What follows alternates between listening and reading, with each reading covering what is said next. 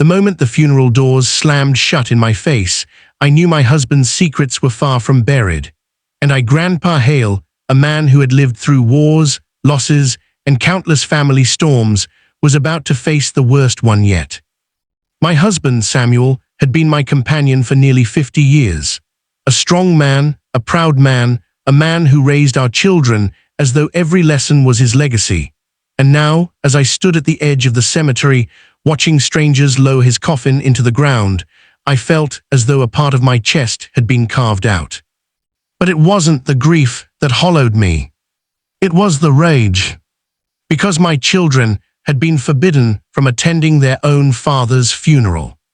Not by the church, not by the law, not by illness or distance, but by my in-laws, Samuel's powerful, wealthy siblings who had taken over every detail of the arrangements the moment he took his final breath.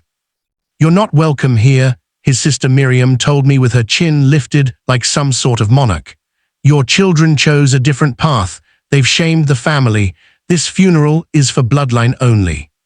I still remember the way my fingers trembled, the way the sky seemed too bright for such cruelty, the way the world tilted when the guards at the gate forced my children back into the cars. Samuel would have never allowed it. But Samuel wasn't here anymore. 3 days after the funeral, a knock echoed through my small house. When I opened the door, a well-dressed lawyer stood with a thick envelope in his hand. "Mr. Hale," he said, "your husband left a final instruction. You and your children must all be present." "Present for what?" I asked. "The reading of the will." A strange shiver ran down my spine. Samuel had been secretive in his final months, locking his study, making late-night phone calls, whispering apologies he refused to explain.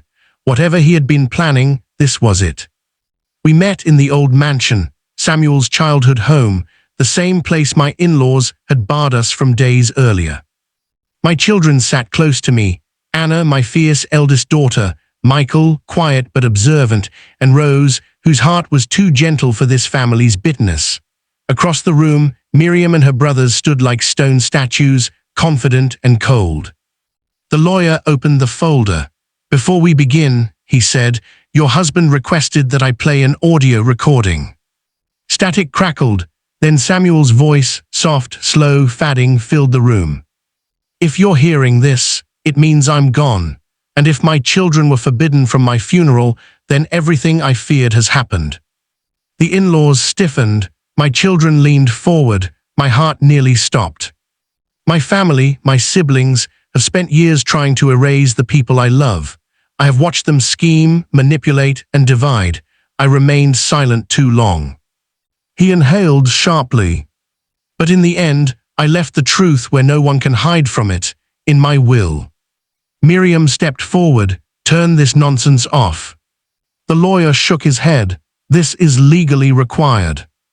My estate, my company shares, the mansion, and all financial assets will not go to my siblings," Samuel's voice continued. I heard Miriam gasp. The brothers muttered curses. "They will go," Samuel said, "to my children, the very ones you tried to cut out of my life." My children froze, not in greed but disbelief.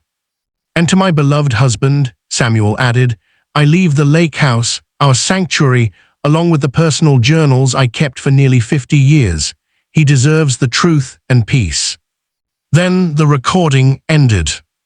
Miriam sprang at the lawyer like a vulture. "This is outrageous. Samuel would never betray us." "He didn't betray you," I said calmly. "He finally stood up to you." "You poisoned him," one of her brothers shouted. "You turned him against his own kin." I stepped closer, my voice steady with years of swallowed storms. "No, you did that yourselves. You controlled him, you isolated him, and in the end, you tried to erase his children just like you tried to erase me." My youngest Rose clutched my arm. "Dad, let's just leave." But I shook my head. "No more running."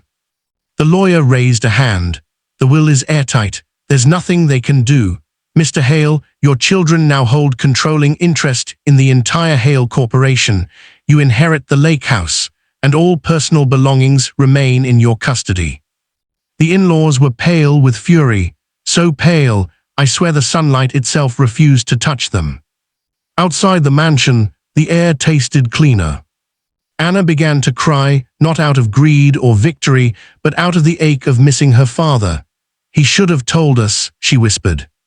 He thought he had more time, I said softly, time to fix things, time to make peace. Michael asked quietly, Dad, did you know he planned this? I shook my head. I knew he was afraid, but I never knew of this. Rose squeezed my hand. He loved us enough to protect us, even after death. And for the first time since the funeral, I felt something warm settle in my chest. Not joy, not triumph, closure. A week later, I went to the lake house alone. The sun hung low over the water, touching everything with gold. The air smelled like pine and memories.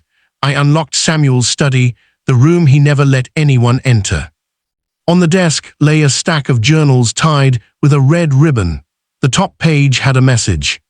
For my love, forgive me for the silence. These pages hold every truth I was too afraid to speak. I pressed the journals to my chest, tears finally spilling. Samuel had always been the quieter one, the gentler one, but in the end, he had roared louder than all of his siblings combined. He had left a legacy not of wealth, but of courage. And as I stood there, the water shimmering in front of me, I whispered into the wind. Rest now, my love, we're going to be okay.